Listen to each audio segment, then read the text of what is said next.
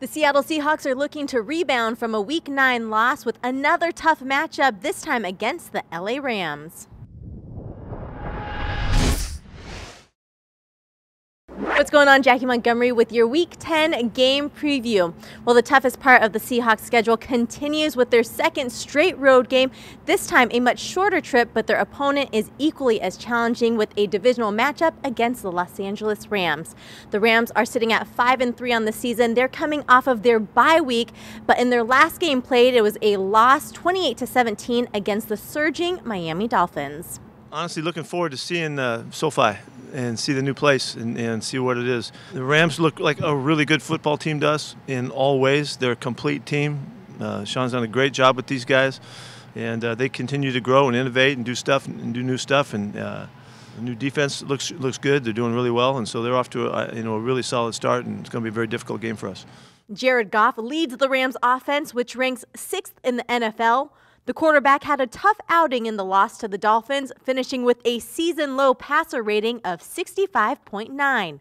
Looking at his numbers through the first half of the season, he's completed nearly 66% of his passes, good for over 2,100 passing yards and 13 touchdowns and 6 interceptions.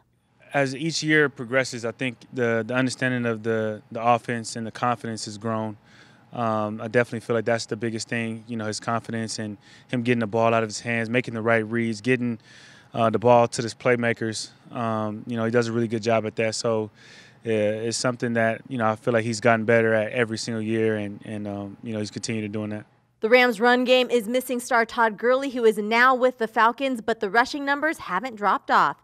LA's ground game ranks 7th in the league, averaging 138 yards a game.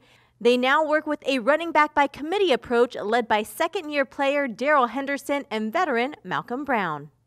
They've stayed philosophically the same.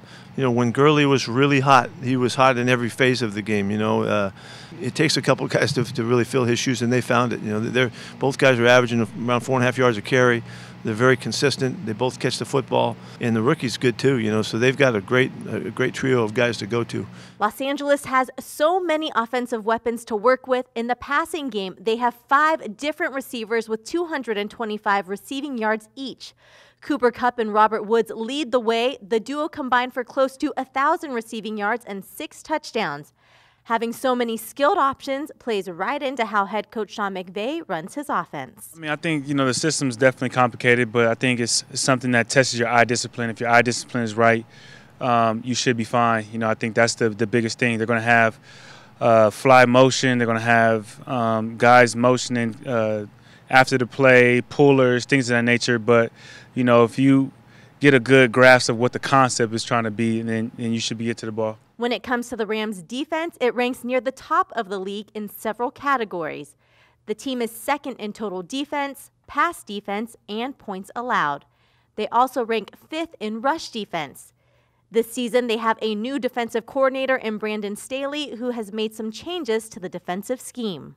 Well, I think Coach Staley's doing a great job with them. They've done a great job with their defense. They keep getting better every game, after every game, and it's going to be a tough challenge. Every time we play these guys, it's always a great challenge, and we always look forward to the battle. We know it's going to be a great game, and I think they fly around. They do a lot of great things. They got a lot of great players.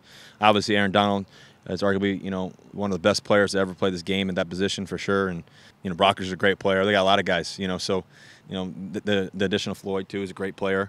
Obviously Ramsey, as special as it gets at the cornerback position. So it's going to be a great matchup, and we have a great offense too, and they got a great defense, and it'll be a great game.